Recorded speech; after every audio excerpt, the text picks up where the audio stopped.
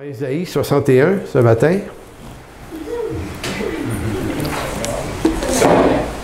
Ce matin, oui, cet après-midi. Et ce message aujourd'hui, je l'ai réfléchi beaucoup. Et c'est une prédication qui veut, encore là, toujours, c'est un miroir qu'on tourne vers nous pour prendre conscience de certaines habitudes qu'on prend comme chrétien et dont on ne se rend pas compte. Et c'est pas par malice qu'on les prend, ces mauvaises habitudes-là. C'est simplement que on se laisse endormir facilement par toutes sortes d'affaires et puis on finit par manquer l'essentiel. Et notamment, l'essentiel de ce message-là où il est dit que Dieu, l'appel du Messie, ça va être de guérir ceux qui ont le cœur brisé. Et ça m'a frappé tout particulièrement cette semaine. Et puis dans la réflexion, je me disais, c'est un métier que je fais depuis 30 ans, le pastorat, et je me suis posé la question si l'appel messianique de Jésus, qui est aussi transmis à son Église par les apôtres, de prendre soin des gens, puis les cœurs brisés. Puis vous savez, on vient de parler de 2 personnes qui sont décédées, puis juste avant le culte, je parlais avec Carole, qui était une bonne amie de Nathalie, qui est décédée, puis elle me disait un peu, elle me donnait un peu les mêmes émotions qu'on a, nous, envers Nick, c'est-à-dire, on se dit, OK, quelqu'un qu'on connaît bien est décédé, puis on a l'impression d'avoir manqué ça, de ne pas avoir été... Évidemment, on ne peut pas être présent dans la vie de tout le monde, on ne peut pas toutes les attraper au passage, les situations, mais tu sais, des fois, on a l'impression qu'on aurait pu être là, puis on n'a pas été là, parce qu'on avait d'autres préoccupations. Puis je tiens à dire, on n'a pas à se sentir à rentrer dans un effet de culpabilité à cet égard, parce qu'on peut pas tout savoir, puis on ne peut pas tout deviner ce qui va arriver aux gens. C'est Dieu qui reste souverain là-dessus. Mais à la fois, c'est intéressant d'en prendre conscience en ce moment, puis se dire, mais on ne veut pas se dédouaner non plus. Il y a peut-être des messages que tout ça nous lance. Il y a encore plein de gens à s'occuper. Et peut-être que ça va nous donner une conscience d'être un peu plus sensible à tous ces gens-là qui souffrent autour de nous et s'intéresser à ce qu'ils vivent. Et peut-être qu'on peut faire une différence dans des moments cruciaux de leur vie. Et tout ça, je le mets en relation avec le fait qu'il semble que c'est un appel très précieux pour le cœur du Père. Le cœur du Père qui donne à son Fils ce mandat d'aller guérir les cœurs brisés. Mandat qui est redonné à l'Église à travers les apôtres aussi, de s'occuper des pauvres, des gens qui sont les mal foutus dans la société. Et j'ai comme l'impression que c'est quelque chose qui nous a à peu près toujours échappé. Pas complètement, mais c'est comme si c'était assez secondaire, comme si on avait une autre mission plus importante que celle-là à réussir, qui était la place de l'institution d'abord et les pauvres après, alors que le Seigneur semble vraiment faire l'inverse de ça. Donc, on a tendance à privilégier dans nos églises, moi je sais très bien qu'on le fait, que je l'ai fait, c'est on s'intéresse aux gens qui peuvent nous rapporter. Donc, si vous demandez à votre pasteur, c'est quand la dernière fois qu'il est allé prendre du temps avec un désœuvré, une personne mal foutue dans l'Église, ou une personne de qui on n'a rien de spécial à dire de très fort, la plupart des pasteurs auront un grand point d'interrogation, puis beaucoup ne se souviennent pas de la dernière fois qu'ils ont mis du temps dans ça. Puis je sais qu'il y en a beaucoup qui le font, soit dit en passant, c'est pas vrai que tout le monde ne le fait pas, mais dès qu'une Église prend de la taille, tu vas déjeuner avec les gens plus riches, les gens plus capables, puis les gens qui peuvent faire rayonner ton institution. C'est ça que tu fais. Tu leur donnes la place dans ton Église parce que tout ça, ils deviennent instrumentalisés pour la réussite de quelque chose. Donc, et ça, c'est un piège qui est dénoncé à plusieurs reprises par Jésus dans le Nouveau Testament. Il nous dit de ne pas le faire, puis on va voir des textes là-dessus. Et dans Ésaïe 61, c'est le mandat messianique qui est donné à Jésus-Christ. Mais juste avant, je vais vous conter une blague. Je l'ai conté à ma femme un matin. Était-tu bonne? Je la connaissais. Ah, tu la connaissais. C'est ça, j'ai tendance à radoter, je raconte mes blagues assez souvent. Mais la blague, je la raconte, est vraiment contextuelle à ce qu'on va dire plus tard. C'est que c'est une fois, il y avait 3 millionnaires, 3 gars bien riches, fait de la business pas mal, 3 chums. Il y a un chrétien, puis les 2 autres ne sont pas chrétiens. Ils se louent un super bateau, là, puis ils vont en haute mer faire de la pêche, loin, puis c'est grosse aventure de chums. Et tout à coup, il arrive un avarie, le bateau coule, ils aboutissent à une île déserte, les 3 gars, puis les 3 gars, c'est énervant, là, couler quand même, puis tu sais, une île, il n'y a rien, il n'y a personne qui vit là. Puis tu sais, les gars capotent, essayent le téléphone, il n'y a pas de réseau, tu sais, je ne peux pas dire qu'ils sont là. Tu sais, ça va mal, là, ça va bien, bien mal. Et le chrétien, lui, il est assez relax, lui, tu sais. Puis les 2 autres sont bien, bien, bien nerveux, fait qu'à un moment donné, ils passent une nuit là, puis... Et là, pendant la nuit, tu sais, il y en a un qui essayait de faire un feu sur l'île pour essayer d'être vu, puis tu sais, les 2 qui ne sont pas chrétiens, tous les moyens pour essayer d'être sauvés de là, il les essaie. Et l'autre, le chrétien, lui fait pas grand-chose. Fait qu'à un moment donné, ça amène une discussion le lendemain matin. Les 2, ils vont voir le chrétien, ils disent « Comment ça se fait que toi, t'es relax de même? » Puis lui, il leur dit « Ouais, mais comment ça se fait que vous êtes nerveux comme ça, vous autres? » Fait que le premier, il dit, ben, tu sais, il dit, moi, je suis nerveux parce qu'il dit, moi, j'ai 3-4 partenaires dans ma business, puis il dit, on brasse des millions, puis il dit, en ce moment, on a des gros contrats, puis ça brasse un peu sur le plan des relations avec mes partenaires, puis il dit, pas sûr qu'ils vont travailler fort pour me retrouver, tu sais, ça pourrait faire leur affaire que je disparaisse, tu sais. Fait que, il dit, ouais. Et le deuxième, ben, il dit, ouais, ben, il dit, moi aussi, il dit, mais moi, il dit, c'est pas ma business qui va pas bien, il dit, moi, c'est avec ma femme, tu sais. Il dit, ça brasse pas mal, ma femme. Puis il dit, tu sais, j'ai des grosses assurances-vie. Fait que, il dit, si je disparais, je suis pas sûr qu'elle va travailler fort pour qu'on me retrouve. Tu sais. Fait que, et là, ils disent au 3e, le chrétien, puis toi, ben, il dit, moi, ça va bien en affaires, puis ça va assez bien avec ma femme. Mais il dit surtout, il dit, moi, je vais dans une église, puis il dit, tu sais, il dit, je suis un des seuls très riches de l'église, puis il dit, je paye ma dîme, tu sais. Fait que je suis sûr que mon pasteur va vouloir me retrouver. Je suis sûr.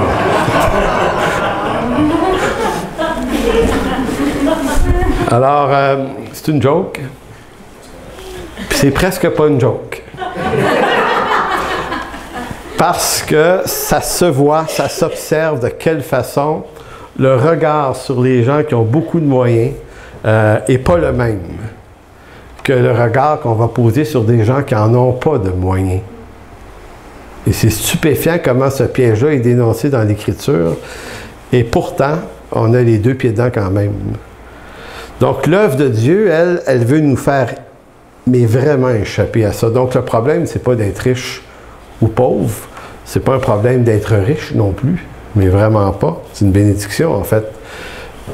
Mais moi, ce dont on va parler ce matin, c'est le regard qu'on pose sur le phénomène. Dans Ésaïe 61, « L'Esprit du Seigneur l'Éternel est sur moi, car il m'a oint pour porter de bonnes nouvelles aux malheureux.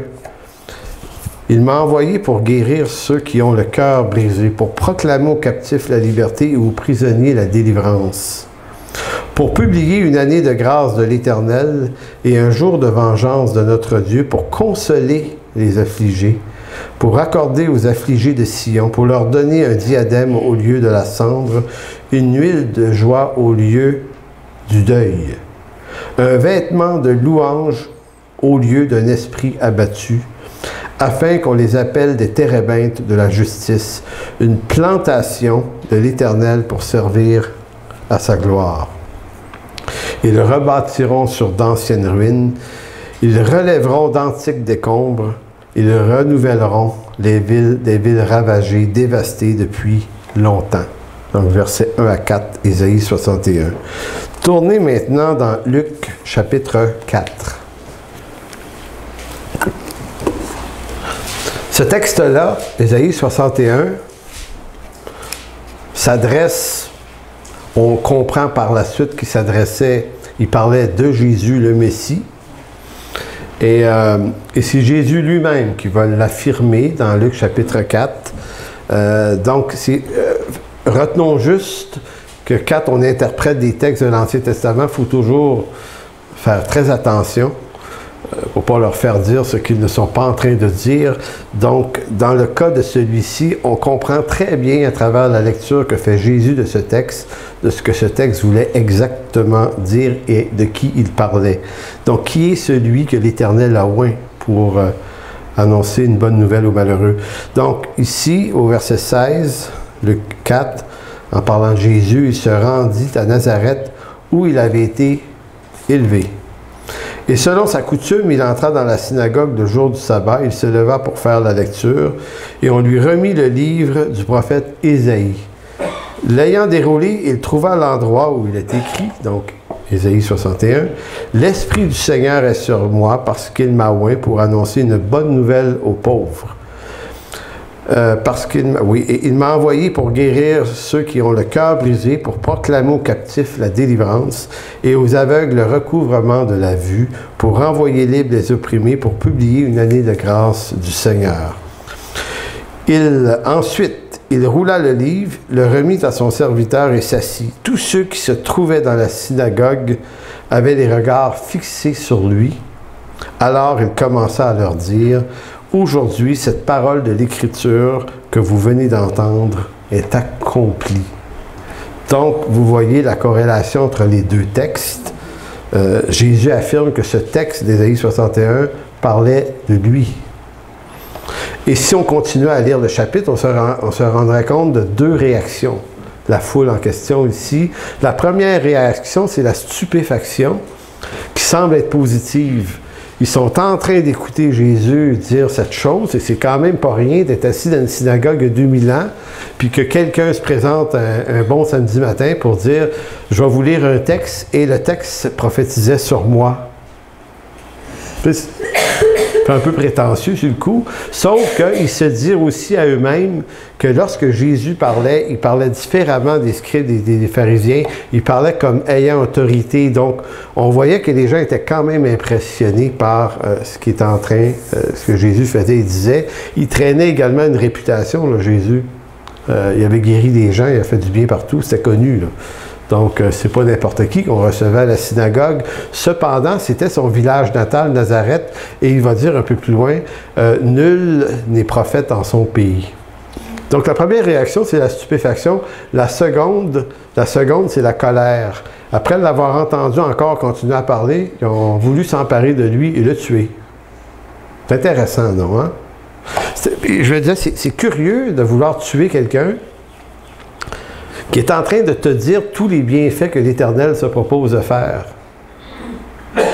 Le texte, on oublie, et j'ai l'impression qu'on fait la même erreur aujourd'hui, c'est qu'on peut aimer la corrélation entre deux textes, de dire « Wow, Ésaïe 61, ça dit ça », et wow, tu sais, 900 ans ou 850 ans plus tard, tu as le Messie qui vient se l'approprier, ce texte, puis là, tu te dis, OK, on a une rencontre, là, ici, textuelle et théologique, puis on peut triper sur le phénomène de la relation entre les deux textes, et tellement triper sur la relation entre les deux textes qu'on oublie son contenu. C'est que Jésus et Dieu, son Père, sont quand même en train de dire quelque chose, là.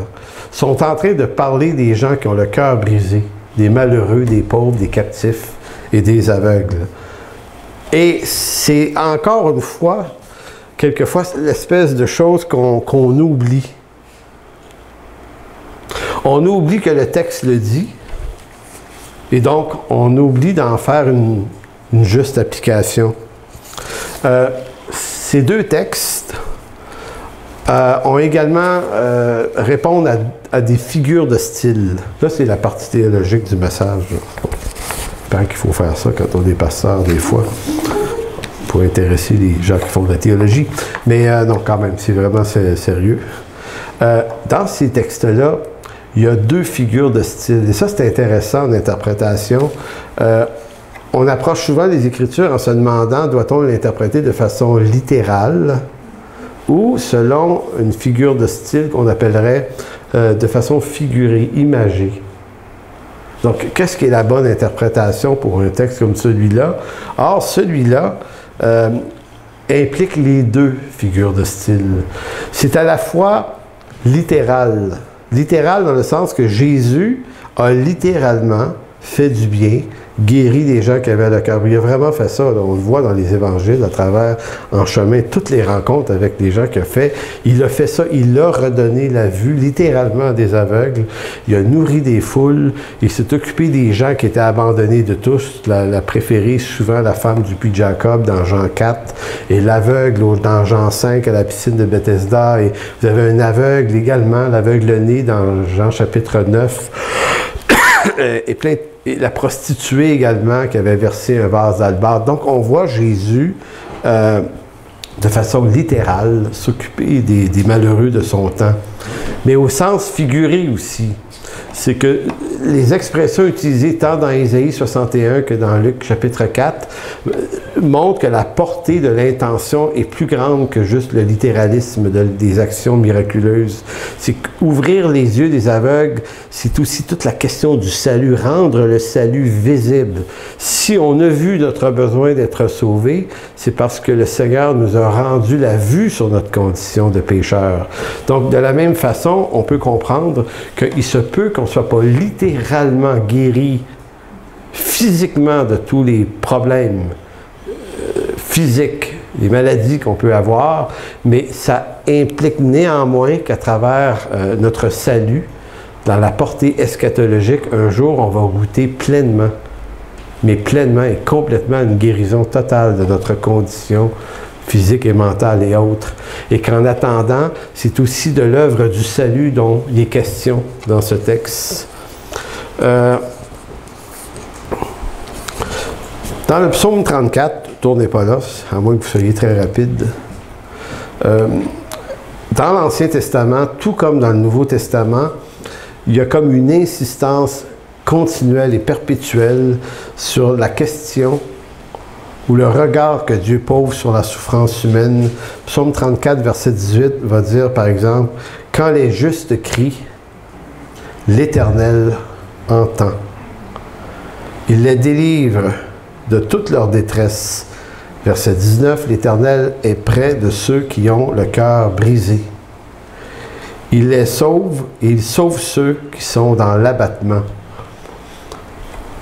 Donc c'est là dans le psaume 34, on retrouve ça dans d'autres psaumes, on retrouve ça même dans le Pentateuque, les 5 premiers livres de la Bible.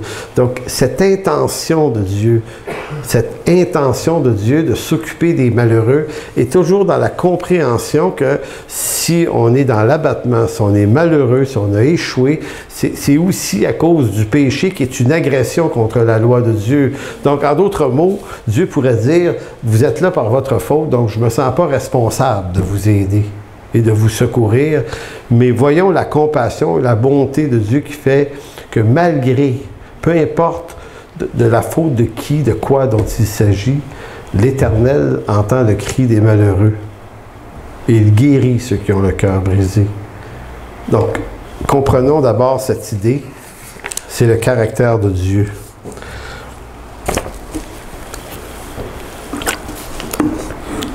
Il y a des gens qui passent dans nos églises et pour qui tout fonctionne. Puis il y a tous ceux-là qui passent aussi et pour qui rien ne fonctionne. Donc il y a les bien portants, puis il y a les mal portants. Il y a les deux. On sait bien que on peut facilement dédouaner tout ça en disant, mais de toute façon, on est tous des pécheurs. On est tous des perdus. On a tous besoin de rédemption, que vous soyez un bien portant ou un mal portant. La rédemption en Jésus-Christ vous est absolument nécessaire pour être sauvé, évidemment. Mais il y a tout de même deux grandes catégories. Pardon. Il y a quand même deux grandes catégories d'humains, je dirais. Disons-le comme ça, dans les églises. Il y a ceux qui, par la grâce de Dieu, reprennent pied dans la vie. Et il y en a d'autres, malheureusement, qui restent marqués par la vie, les malheurs qui les affligent, et qui restent marqués toute leur vie. Je vous disais tout à l'heure, avant de lire les textes, que c'est une réalité qui est évidente. Si vous allez dans une église depuis longtemps, vous avez déjà vu précisément ce que je suis en train d'expliquer. C'est qu'il y a deux sortes de monde dans les églises. Il y a ceux dans lesquels on s'intéresse de s'investir parce qu'on croit et on sait qu'ils vont nous rapporter.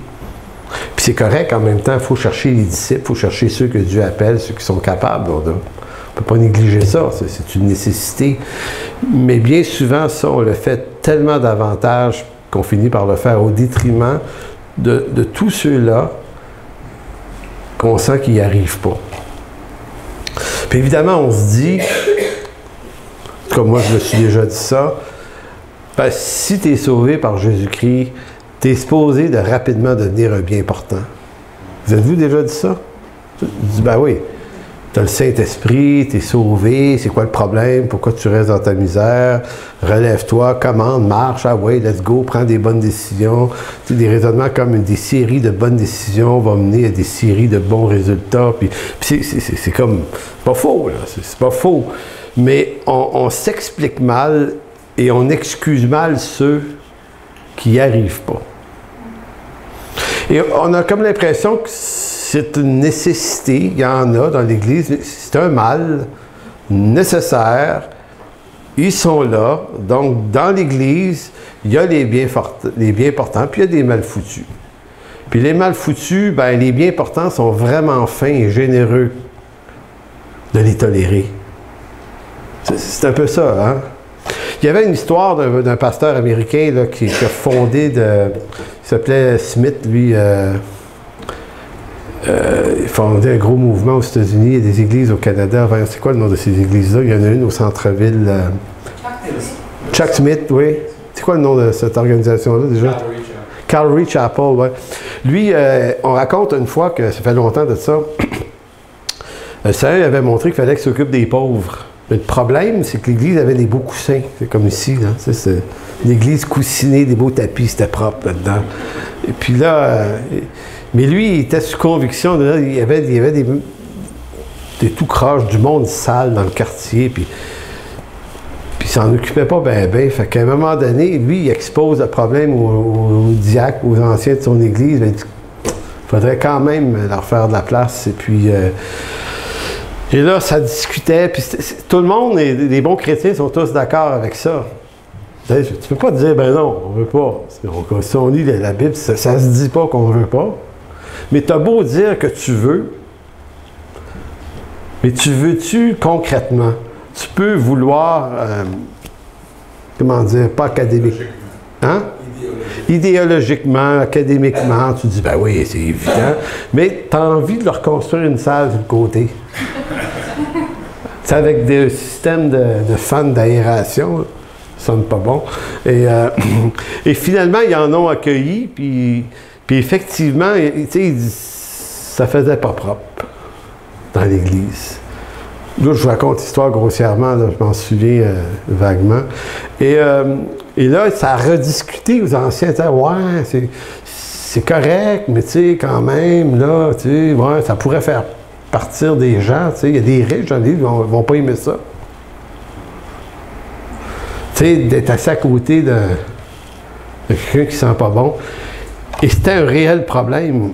Fait que lui, un soir, il criait à Dieu, Seigneur, on est pogné dans quelque chose. Et cette nuit-là, il n'a pas dormi, Chuck Smith. Puis il raconte qu'à un moment donné, il s'est levé, puis lui, il joue de la guitare. Il a pogné sa guitare, puis il a composé un chant. Je n'ai jamais entendu ce chant. Et le lendemain, quand il s'est présenté avec ses anciens, il a dit, les gars, le Seigneur m'a répondu par un chant. Puis il leur a chanté sa chanson, que je ne sais pas c'est quoi, mais c'est une chanson dans laquelle il est presque en train de leur dire, si on a à choisir entre vous autres puis eux autres, on va choisir eux autres. Fait que ça ne vous fait pas votre affaire, les gars, les riches, ciao. Partez, c'est tout. C'était sans doute chanté astucieusement et poliment. Mais j'ai toujours aimé cette histoire-là parce que elle révèle à quel point on passe à côté du but et on se donne des raisonnements théologiques pour s'expliquer que ces gens-là, les mal foutus, ben, ils ne seraient pas si mal foutus s'ils n'étaient pas aussi rebelles, aussi, ou ça, ou c'est peut-être pour toutes sortes de raisons.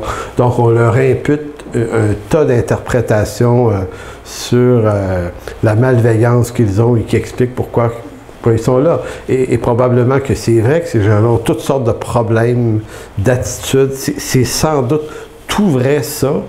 Mais on a l'impression que l'Éternel surpasse ces raisonnements-là, puis lui, il va aider des gens dans la détresse pour de vrai quand même.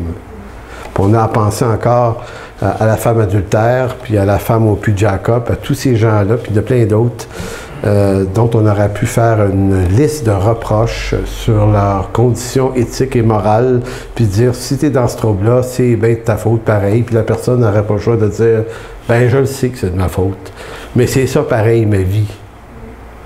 Donc la question, c'est est-ce que Dieu s'intéresse à ces gens-là? Deux questions qui tuent.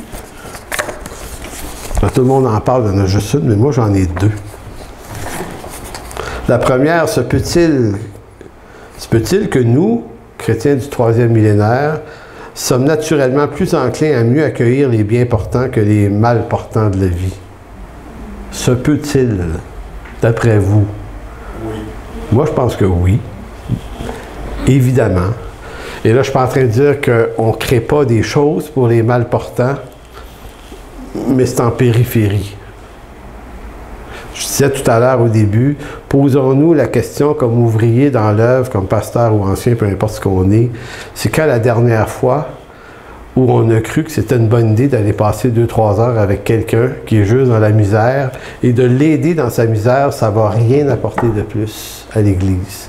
Généralement, la plupart des dirigeants vont prendre du temps avec des gens avec l'espoir que le moment passé rapporte quelque chose. Les mal foutus, c'est pas qu'on va pas y voir, mais c'est qu'on délègue. On délègue ça à quelqu'un d'autre. Moi, je suis trop important pour prendre du temps avec cette personne-là, mettre ça à quelqu'un d'autre. Vas-y, toi, tu sais, tu peux... Donc, à partir du moment où on n'a plus le temps de servir Dieu nous-mêmes, je me demande bien qu'est-ce qu'on fait là. Et je parle pour moi-même parce que c'est quelque chose que j'estime avoir souvent vécu. Dans Luc chapitre 14, verset 12, Luc 14, 12, voyez le texte fabuleux de Jésus. Luc 14, ce même genre de segment-là est répété dans Matthieu 5, verset 40 à 48. C'est deux textes qui se ressemblent. Il dit aussi à celui qui l'avait invité, « Lorsque tu donnes à dîner ou à souper, n'invite pas tes amis, ni tes frères, ni tes parents, ni tes voisins, riches, de peur qu'ils ne t'invitent à leur tour et qu'on te rende là pareil. Mais lorsque tu donnes un festin, invite les pauvres, des estropiés, des boiteux, des aveugles. » On entend Isaïe 61 ici. Non? Et tu seras heureux. Tu seras heureux de ce qu'ils ne peuvent te rendre l'appareil, car elle te sera rendue, l'appareil, à la résurrection des justes. Donc, attention, ce texte ne dit pas de ne pas inviter des amis, des fois chez soi, ou de la famille. Quand on les regarde dans leur contexte, on comprend bien que le Seigneur est tenté de dire c'est un problème lorsque c'est juste des gens qui peuvent nous le rendre, qui finissent toujours par être assis à notre table, et qu'on devrait avoir cette sensibilité à donner de la place à des gens qui ne peuvent pas nous le rendre. Puis c'est pas juste aller manger, là. Ça peut être aller visiter des gens, aller encourager des gens. Tu sais, aller encourager des gens qui ne viendront jamais à notre église. Est-ce qu'on peut faire ça? Ouais. Mais non, mais ils ne viendront pas, là. Pourquoi on ferait ça? Tu sais, il y a une résistance. Puis là, on va, oui, on va le faire, mais tu sais, on ne le fera pas avec la même intentionnalité, parce qu'on n'est pas en train de servir Dieu en réalité, on est en train de servir nos intérêts. Et ça, il faut le voir. Matthieu 15. Matthieu 15, 29. Jésus quitta ces lieux et vint près de la mer de Galilée. Étant monté sur la montagne, il s'y assit, mais s'approcha de lui une grande foule, ayant avec elle des boiteux, des aveugles, des muets, des estropiés et beaucoup d'autres malades. On entend encore Ésaïe 61, on entend encore Luc chapitre 4. L'appel littéral du Messie, c'était de prendre soin de ces gens-là. Donc, qu'est-ce qu'on dit? On les mit à ses pieds et il les guérit. En sorte que la foule était dans l'admiration de voir que les muets parlaient, que les estropiés étaient guéris, que les boiteux marchaient, que les aveugles voyaient, et elle glorifiait le Dieu d'Israël. Maintenant, moi, j'ai une bonne raison de vous fournir pourquoi on ne devrait pas s'en occuper tant que ça des estropiés, des muets, des aveugles et des boiteux. C'est parce que, bien souvent, quand on prie pour eux autres, ils ne sont pas nécessairement guéris après. Avez-vous remarqué ça? Tu sais, on prie pour des gens, c'est bon, mais écoute, ça n'a pas marché. Mais en réalité, bon, on ne se dit pas ça grossièrement comme ça, mais on se le dit silencieusement et subtilement dans nos cœurs pareil. Mais le point, ce n'est pas de savoir s'ils vont être guéris ou pas. Le point, c'est que tu peux y aller avec ce que tu as. Vas-y avec ce que tu as. Et même si la personne n'est pas guérie, là, ça va y avoir fait du bien que tu ailles la voir avec ce que tu as. Ça va lui faire beaucoup de bien. Je pense à la chanson que Jean fait, 5 pains et 2 poissons. Tu sais, au fond, il y a une foule à nourrir. Le petit gars, là, avec ses 2 pains puis ses 5 poissons. Non, 2 poissons, c'est quoi? 5 pains. 5 pains et 2 poissons. Tu me la chanteras, on va s'en rappeler. Lui, il ne sait pas, ce petit gars-là, là, ce matin-là, hein, tu sais, il a ça dans son sac, puis c'est pas grand-chose, là. Il ne sait pas, lui, qu'avec ça, aujourd'hui, là, il va se passer quelque chose d'extraordinaire. On va nourrir une foule de combien? 5000 personnes à part les enfants. Merci, Marcel. En voilà un qui connaît sa Bible. On parle des enfants et les femmes. Et les femmes. Ah, ça, je t'ai pas compris. Bon. Non, mais c'est du monde, là. Puis, mais ce petit gars-là, il ne sait pas, là. Puis, tu sais, il va là avec ses 2 pains, ses 5 poissons, that's it, il est là. Et quand on va voir des gens, c'est ça l'attitude à avoir. Vas-y avec ce que tu as, puis vas-y avec ce que tu n'as pas. Mais vas-y pareil. C'est tout. Donc, hier, j'ai publié un texte sur Facebook qui a été mal compris par certaines personnes. C'était une hyperbole, tu sais. Et je vais relire le texte, puis je vais expliquer plus amplement l'idée. Ça a fait poser des questions, puis c'était ça mon but. Tu écris un texte, puis tu fais exprès de ne pas tout expliquer pour que ça fasse tourner des poulies. Puis là, le texte, il dérange, puis il y en a qui disent hey, je suis d'accord, pas sûr d'être d'accord, ta minute, tu sais, parce que, bon, je vous lis, vous allez comprendre. Donc, en littérature, on appelle ça un effet miroir dans l'hyperbole, c'est-à-dire tu écris un texte, puis tu exagères le côté positif de ton premier texte. Tout est trop beau dans le premier texte, et tu réécris le même texte, les mêmes phrases, mais tu lui donnes un effet, les mêmes choses, mais négatif. Là, c'est trop noir, marche pas en tout, vous voyez, c'était ça. Donc, ça frappe un peu comme texte. Donc, je dis ceci. Dans nos églises, il y a ceux qui sont en santé physique et mentale, qui viennent de bonnes familles, qui ont eu de bons parents, une bonne éducation. Ils sont beaux, forts, capables, populaires, mariés une seule fois avec de beaux enfants qui réussissent leur vie et dont les enfants font honneur devant tous. Il y en a. Donc, oui, dans nos églises, oh non, j'ai passé une phrase. Ils ont des bons jobs, des bons revenus et plein d'amis. Oui, dans nos églises, il y a des gens de qualité pour qui la vie est heureuse, qui sont des modèles de foi et de persévérance. Donc, ça, c'est le premier texte. L'hyperbole de la réussite positive. Voici l'autre, qui est bâti pareil. Dans nos églises, il y a ceux qui sont en mauvaise santé, physique et mentale, qui n'ont pas eu de famille stable, ni de bons parents, et qui n'ont pas reçu une bonne éducation. Ils ne sont ni beaux, ni forts, ni très capables, et surtout peu populaires. Leur mariage a échoué, et leurs enfants ne réussissent pas très bien leur vie, et rien de ce qu'ils sont ne semble être vraiment honorable. Ils n'ont jamais eu de bon job, ni de bons revenus, et ils ont très peu d'amis. Oui, dans nos églises, il y a des gens de moindre qualité, pour qui la vie est une suite malheureuse d'événements, qui ne sont ni des modèles de foi, ni de persévérance. Bon, vous avez remarqué que les idées exprimées dans les 2 paragraphes sont, quand on dit une hyperbole, c'est-à-dire que les traits sont grossis, sont exagérés, ça veut attirer l'attention. En réalité, ça n'existe pas quelqu'un qui ressemble à la première catégorie. Si ça existe, c'est du fake, forcément. Tu sais, quelqu'un que tout a marché, là, tout a marché. Et j'ai remarqué que ceux qui, des fois, ont vraiment plutôt l'air de ça, ils travaillent fort pour maintenir cette image, cette impression qu'on a d'eux. Et des fois, il m'est arrivé de me rendre compte que quand on gratte un peu le vernis, des gens qui, en apparence, ont l'air d'avoir tout réussi, tu grattes le vernis, puis ça pue solidement en dessous. Vraiment, c'est pas beau. On peut, par habileté, être capable de remaquiller nos vies de façon à laisser paraître que tout est vraiment super. Et de la même façon, les gens qui manquent leur coup, c'est-à-dire l'autre texte, ça n'existe pas des gens que ça va mal à ce point-là.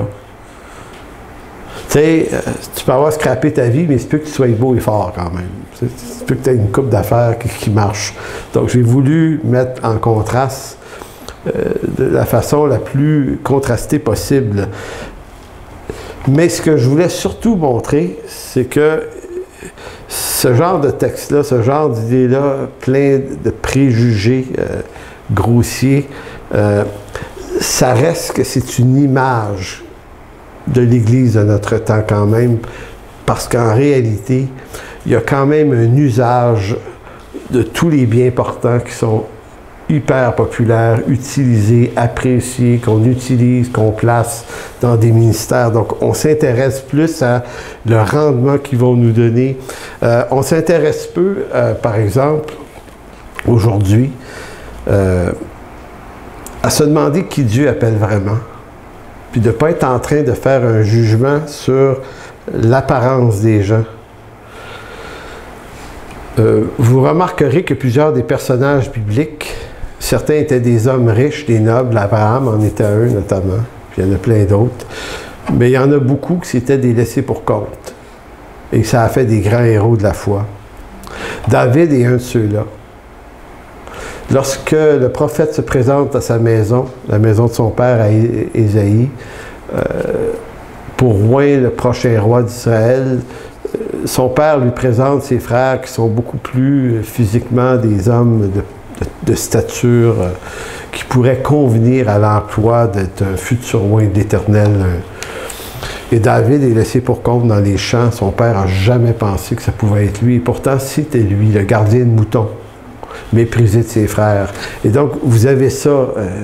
Vous avez également Joseph, qui au fond est devenu un vendu, un esclave, un gars en prison, plus rien pour lui. Et c'est pourtant lui que Dieu va élever comme un roi. Donc, le regard de l'Écriture sur les serviteurs que Dieu appelle n'est pas le même regard que nous on pose.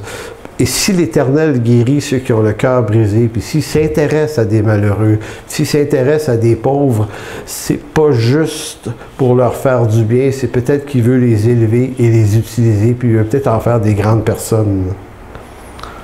Puis il veut peut-être humilier ceux qui se croient grands. Ceux qui, en apparence, ont tout, que nous, on appelle facilement, parce qu'ils ont, on se laisse avoir, là, par leur stature et la beauté de leur stature, on les approche, on les fréquente, on les veut aux bonnes places. Puis peut-être que Dieu les rejette, mais que nous, on n'ait pas la relation avec Dieu et le discernement pour être capable de se rendre compte de ce que Dieu veut faire. Parce qu'au fond, on veut que Dieu fasse ce qui va avantager notre propre noblesse. Nos églises regorgent d'hommes et de femmes qui correspondent exactement à la description de ceux pour qui le Messie est venu. C'est-à-dire guérir ceux qui ont le cœur brisé. Ils sont là, ceux-là, les misérables, juste dans une rangée près de nous, peut-être en avant, peut-être juste une rangée derrière, peut-être même sur la même rangée que nous. peut-être à 2-3 chaises aussi. Mais c'est pas eux qui nous intéressent. Nous préférons la compagnie de ceux qui sont les bien portants. Là, je parle de façon générale. Je ne dis pas que tout le monde pense de même, mais j'espère que vous me suivez bien. Tu sais, cet après-midi, là, je faisais un petit exercice. Regardons-nous les uns les autres. Là. Regardez les gens autour de vous. Là. Prenez le temps de regarder. Là, et comprenez que contre chacune de ces personnes-là, vous pensez quelque chose. Ou au sujet de cette personne-là, vous pensez quelque chose. Vous pensez quelque chose de moi et je pense quelque chose de vous. Ça, c'est normal.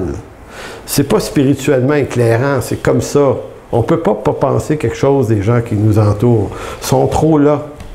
Donc, on est capable d'apercevoir nos défauts, ce qui manque, ce qu'il y a de trop. Lui est trop comme ci, petit bout de caractère qu'on n'aime pas ici, de réaction.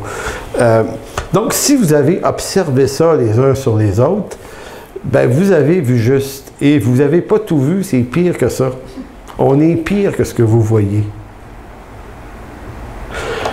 Mais l'œuvre de Dieu, c'est d'apprendre à bâtir des relations qui ne tiennent pas nécessairement compte de ça. Puisqu'on est tous des pécheurs, on va devoir apprendre à s'encourager et à s'édifier malgré et au-delà de ce que nous sommes. Ça, c'est le peuple de Dieu. Ça, c'est le miracle. Ce qui est naturel, c'est de se mépriser pour les raisons humaines trop évidentes. Nos églises... Non, ça, je l'ai lu. Excusez. Le seuil de tolérance, j'en viens vers la fin. Notre seuil de tolérance les uns face aux autres, ou notre seuil de tolérance face aux mal foutus. Donc, notre seuil de tolérance devant la misère et la bêtise des autres est équivalent en réalité à la connaissance que nous avons de notre propre misère. Je m'explique. C'est qu'il faut être capable de se rendre compte que plus quelque chose nous tape sur les nerfs dans la vie de quelqu'un d'autre, plus c'est l'effet miroir de ce qui nous habite nous-mêmes déjà. Plus on laisse Dieu plonger au cœur de notre misère, puis quand Dieu plonge là, ça nous la fait voir, la misère. Moi, j'ai toujours cette image, à chaque fois que je parle de plonger dans la misère, j'ai cette image de Gandalf le Gris. Qui connaît Gandalf le Gris? Pas personnellement. Pas personnellement. Gandalf le Gris est dans la grotte de Moria à un moment donné, il me semble que c'est ça le nom. Puis il se bat avec une créature, puis à un moment donné, il prend une chute vertigineuse dans un vide. C'est ténébreux, puis il tombe, il tombe, il tombe, il tombe, il tombe, là, ça arrête plus de tomber. Puis, si ma mémoire est bonne, il s'appelle Gandalf le Gris lorsqu'il saute. Et on pense qu'il est mort, puis dans le film d'après, il réapparaît. Et il s'appelle comment? Gandalf le Blanc. Et j'ai toujours trouvé cette image intéressante parce que il n'y a rien comme l'œuvre de Dieu qui plonge en Jésus-Christ au cœur de nos ténèbres, bien profond dans nos ténèbres. Et les ténèbres que Dieu, lui, il ne les découvre pas en plongeant, mais son plongeon nous les fait voir. Et dans la même mesure où on est capable de saisir la grâce pour la vérité de la bêtise qui nous fait découvrir, la grâce qui nous est donnée, si je peux le dire comme ça, devient le seuil de notre nouvelle tolérance face aux autres.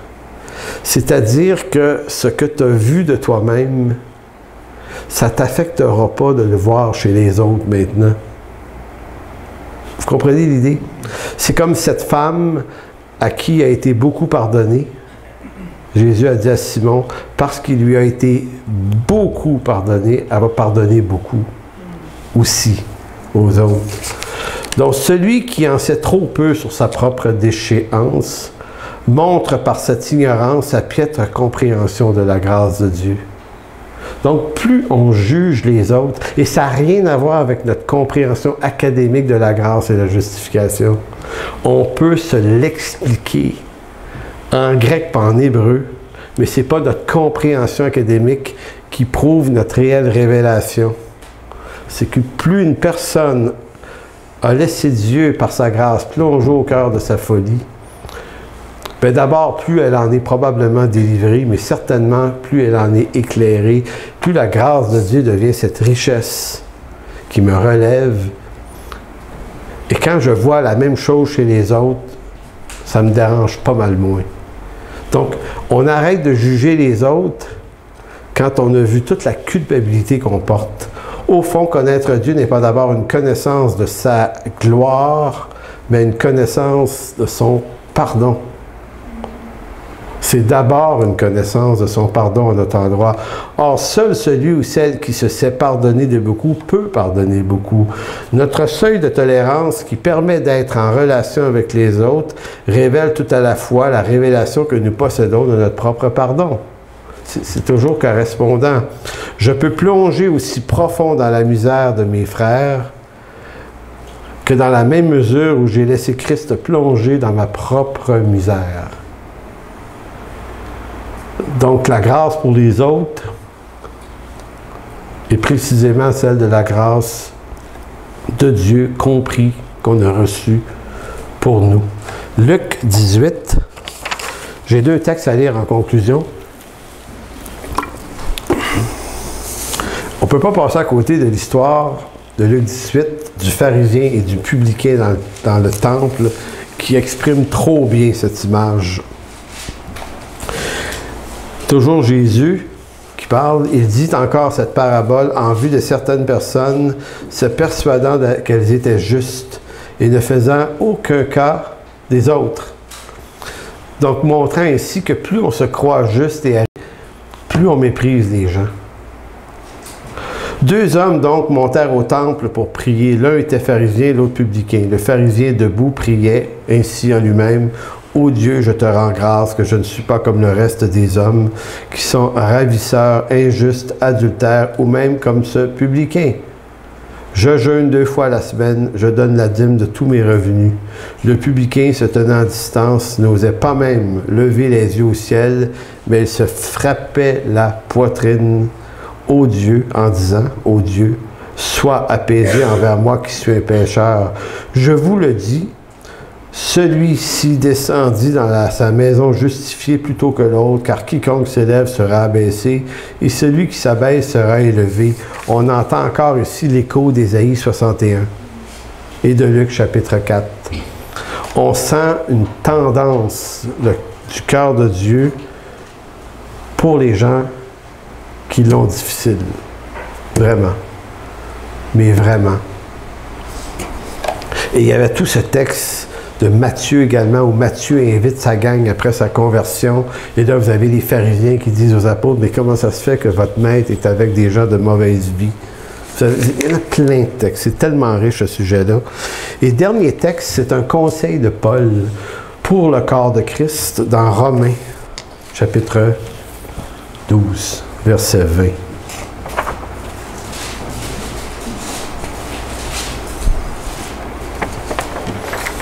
Romains 12, c'est Romain? C'est-tu Romain ou un Corinthien?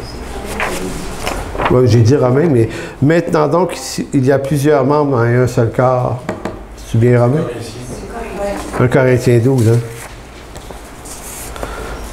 Il me semblait. Écoutez bien le langage de Paul face aux faibles.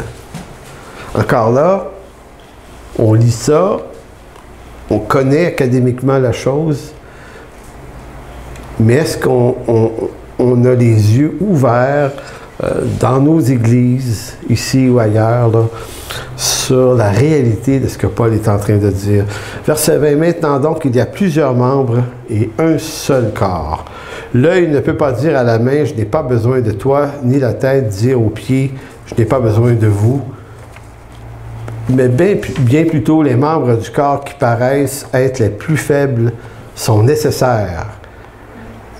Les membres du corps qui apparaissent, tu sais, les mal foutus, là, les plus faibles, Paul dit, sont nécessaires. Ils ne sont pas tolérables. C'est pas un mal par défaut. C'est pas, comment on pourrait se dire, il aurait dû réussir, mais qu'est-ce que tu veux, son charnel, ils n'ont pas réussi. T'sais, enlevons là, cette façon qu'on a de les regarder. Il y a donc des personnes que Dieu appelle et qui sont affligées, qui ont goûté à une vie extrêmement difficile et qui s'en remettront jamais tout à fait. Là. Faibles, sont nécessaires. Et ceux que nous estimons être les moins honorables du corps, nous les entourons d'un plus grand honneur. C'est incroyable. Avez-vous déjà lu ça? On a déjà lu ça.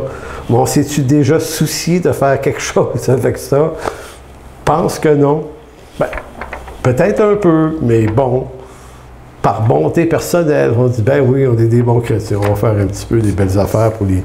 Mais Paul dit, non, il dit, ils doivent recevoir un plus grand honneur. Ainsi, nos membres les moins honnêtes reçoivent le plus d'honneur. Hey! Tandis que ceux qui sont honnêtes n'en ont pas besoin. Dieu a disposé le corps de manière à donner plus d'honneur à ce qui en manquait, afin qu'il n'y ait pas de division dans le corps, mais que les membres aient également soin les uns des autres. Et si un membre souffre, tous les membres souffrent avec lui. Et si un membre est honoré, tous les membres se réjouissent avec lui. Amen. On va prier. On fait la scène après. Alors, Seigneur, on veut te rendre grâce aujourd'hui pour cette parole, notamment celle de Paul qui se connecte tout à fait parfaitement avec Ésaïe 61, l'appel du Messie que Jésus reprend dans Luc 4, qui est transmise aux apôtres et qui se retrouve dans la bouche de Paul à travers un discours, des mots, un lexique différent, mais qui nous ramène à cette réalité, Seigneur. Non seulement tu veux guérir les cœurs brisés, mais tous ces gens, Seigneur, qui ont peut-être moins d'honneur, en tout cas à nos yeux, en ont pas moins à tes yeux, à toi. Et tu nous interpelles, Seigneur, de les honorer. Alors merci pour ta bonté, pour ta fidélité. Amen.